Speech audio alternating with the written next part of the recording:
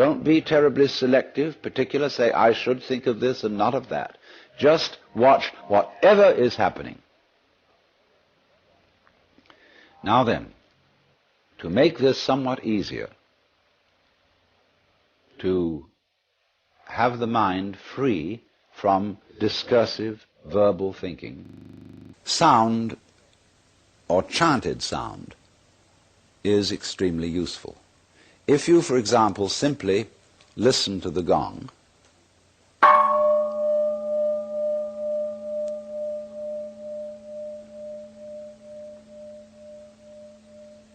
and let that sound be the whole of your experience. It's quite simple, it requires no effort.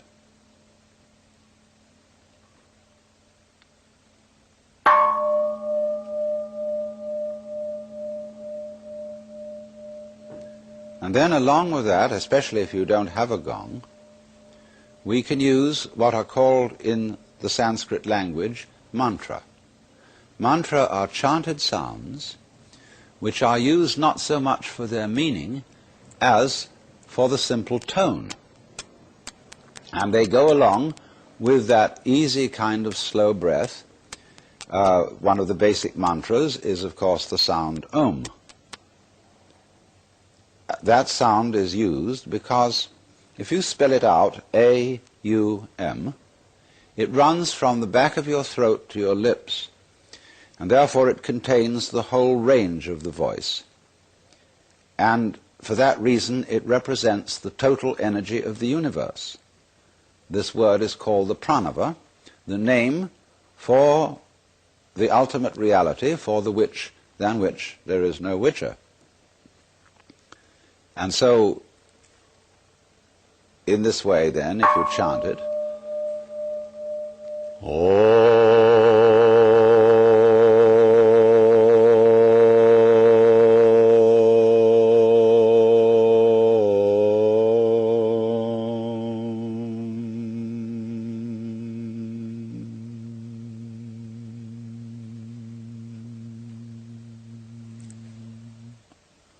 and it's varied like this.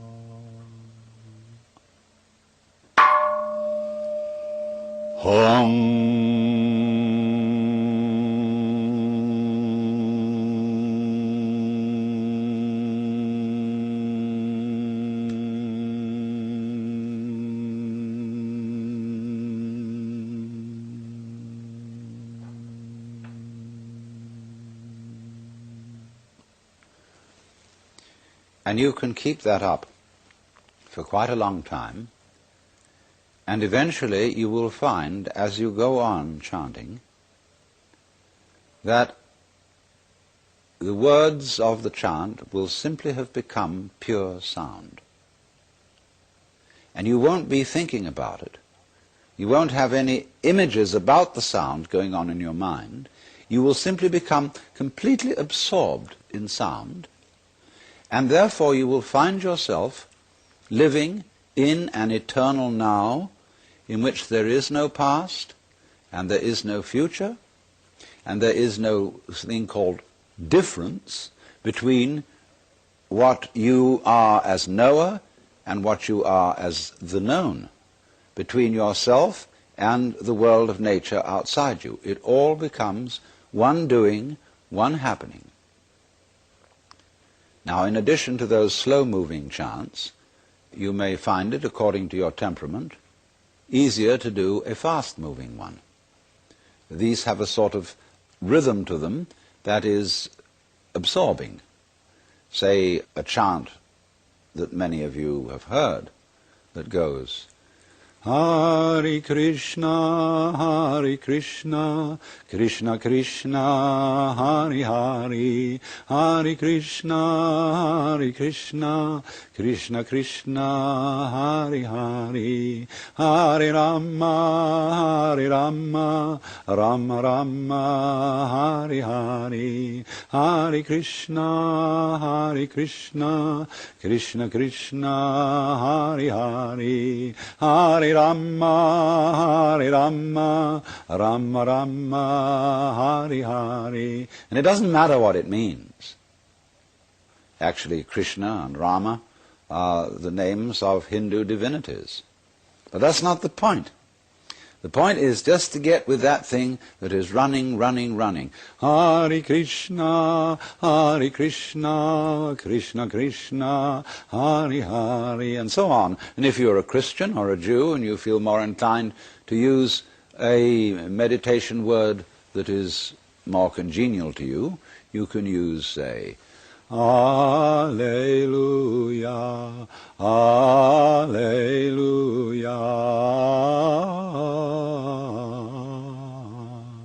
Alleluia, Alleluia,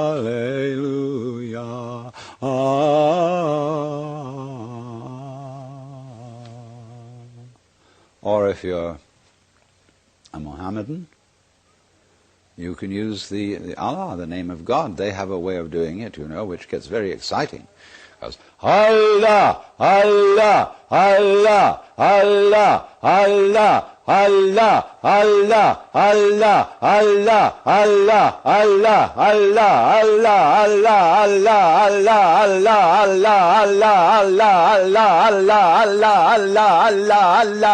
Allah, Allah, and it gets faster and faster. You can keep that up for 40 minutes. And you'll be out of your mind. But you see, to go out of your mind at least once a day is tremendously important, because by going out of your mind you come to your senses. And if you stay in your mind all the time, you are over-rational. In other words, you're like a very rigid bridge, which, because it has got no give, no craziness in it, is going to be blown down in the first hurricane.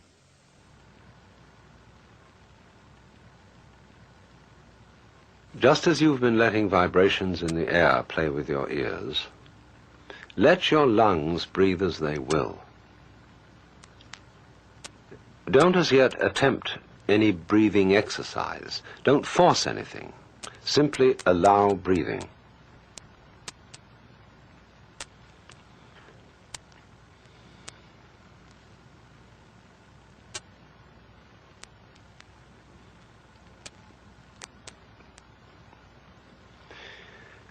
Now, is this breathing a voluntary or involuntary action?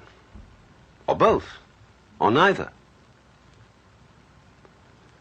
Just feel it without taking sides, without words. And again, hear my voice as if it were wind in the trees or the sound of waves.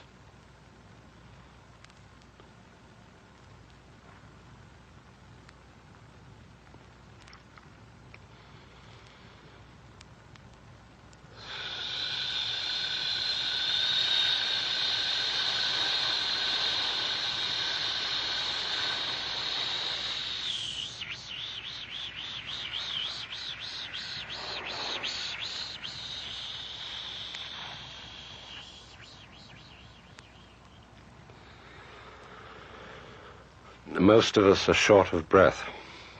We never really empty our lungs. But to make a long, complete out-breath, you mustn't force it. Imagine there's a large ball of lead inside your neck, and allow it to fall slowly through your body to the floor, pushing and easing the breath out as it drops. Ease the breath out just as you settle and sink down comfortably into a bed. And when the ball reaches the floor, let it drop away as if to the center of the earth.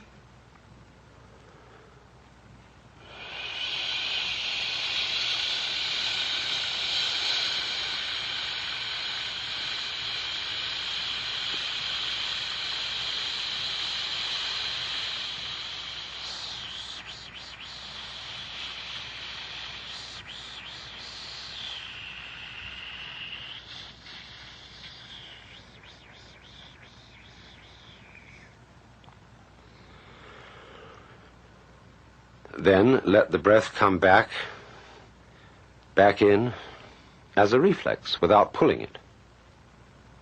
And then imagine another ball of lead in the neck. And again, let it fall out, long and easy.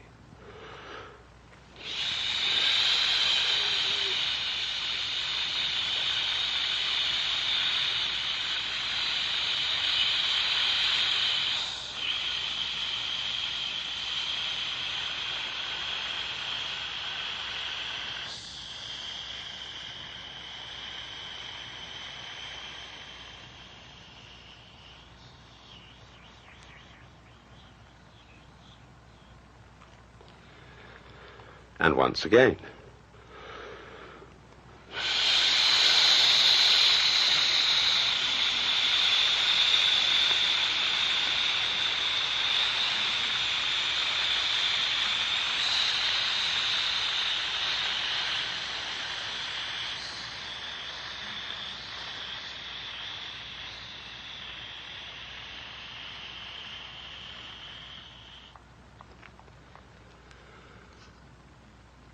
Now, do you see what's happening? You are generating a great deal of energy without trying or forcing. Two things seem to be happening at once. First, the outflow of breath is simply falling, happening all by itself. Second, it's under perfect control. So from this practice, you learn to experience, to realize that what happens to you and what you do are one and the same process.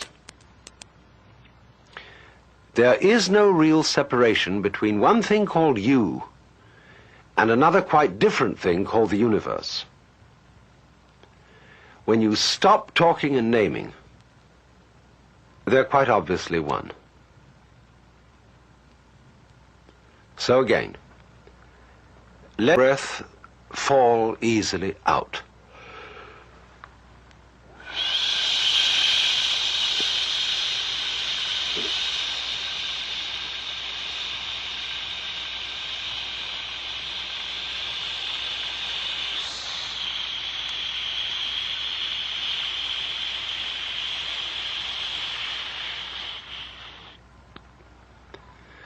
All the way. Let it come back on its own, and then out again.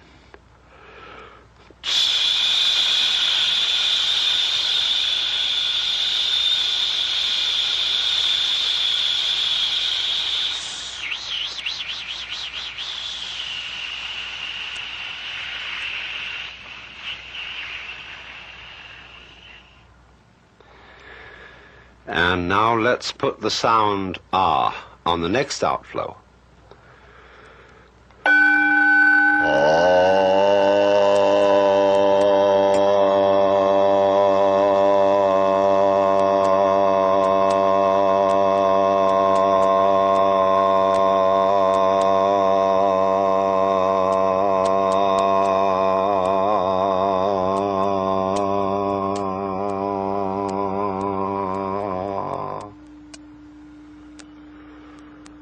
And again, so that you have nothing in mind but